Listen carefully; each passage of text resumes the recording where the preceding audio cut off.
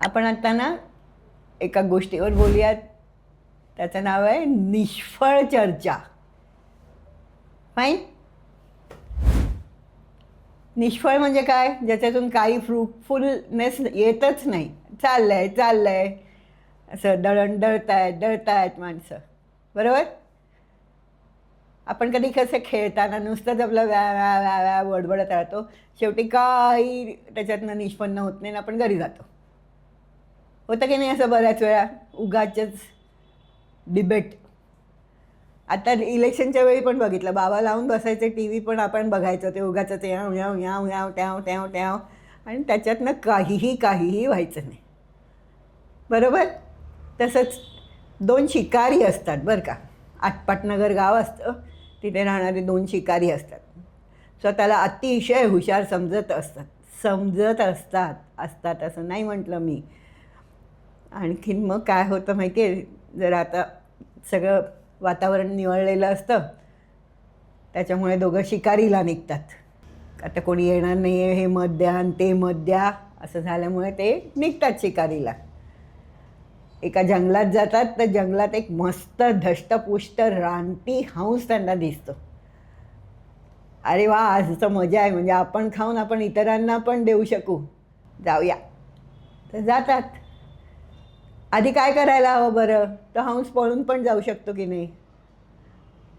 तो तिथे बसलेला असतो, पण बसणारच आहे असं आहे का? नाही. हे दोघं जण हा हा हा आता मारला ना की आपण याला भाजून खाऊया. दुसरा म्हणतो नाही नाही नाही, ह्याला शिजवून खाऊया. तू अर्धा घे, मी अर्धा घे, असं तसं ना, तू डोक्याकडची बाजू घे, मी पायाकडची घे. ह्याव ह्याव ह्याव, नुसतं भांडण.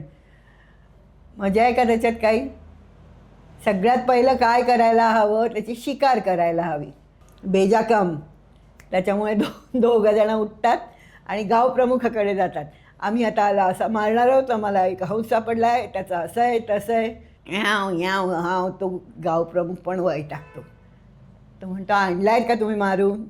नाही. आता तुम्ही काय सांगाल तसं. एकाला भाजून खायचं आहे, एकाला शिजवून खायचं आहे, तर काय बरं करावं? अरे तुम्ही आधी मारून तर त्याला आणा, अर्धा भाजा, अर्धा शिजवा.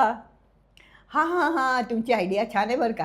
आता आम्ही आणतो मारून जाऊन, आणि मग त्याच्यानंतर शिजवतो, भाजतो, मग तुम्हालाही थोडा देऊ. हां, तुम्ही छान ना मला हे केलं म्हणून ॲडवाईस चांगला केलात तुम्ही, असं करा तसं करा.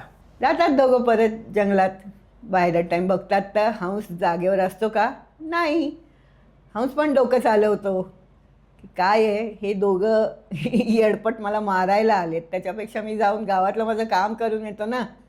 मी काय ह्यांची वाट बघत बसू? या रे या, मारा रे मला, लवकर लवकर या, मला मरायचं आहे, लवकर या. अशी परिस्थिती असते का त्याची? नाही. तो उडून गेलेला असतो.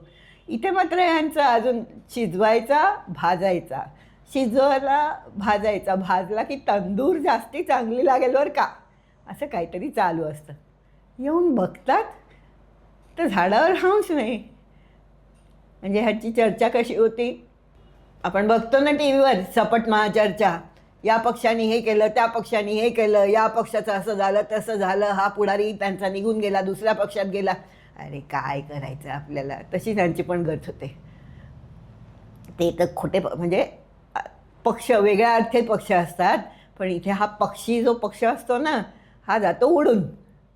त्यालाही आपला जीव प्यारा असतो ना. या दोघांच्या वेडेपणात तो कशाला हे करेल, स्वतःचा जीव घालवेल. येऊन बघतात झाडावर पक्षी बसलेला नाही. असं कशामुळे होतं बरं? काम नाही, काज नाही, नुसती बडबड बडबड बडबड. त्या बडबडीमुळे निष्फळ चर्चेत हंस आपला जीव प्यारा घेऊन जातो उडून. आणि या दोघांच्या हातात काही येतं का? काही नाही येत. दोघं जरा असे निराश होऊन घरी येत असतात. त्यांना परत गावप्रमुख भेटतो. गावप्रमुख विचारतो, काय झालं, भाजला का शिजवला? कधी येऊ खायला? नाही ना, आम्ही तिथे परत पोचेस्तोवर तो गेला होता. नाही मिळाला आम्हाला. तो म्हणतो आता एक काम करा, उद्या जा, प्राणी मिळतोय का पक्षी मिळतोय ते बघा, आधी त्याची शिकार करा आणि मग चर्चा करत इकडे माझ्याकडे या. तेलही गेलं आणि तूपही गेलं. काय झालं तर टाय टाय फिश. बरोबर आहे, मजा ना. तुम्ही असे वागू नका. जेव्हा जो निर्णय घ्यायचा तो घेऊन तिथल्या तिथे पूर्ण करा. निष्फळ चर्चा करून काहीही मिळत नाही. Bye bye.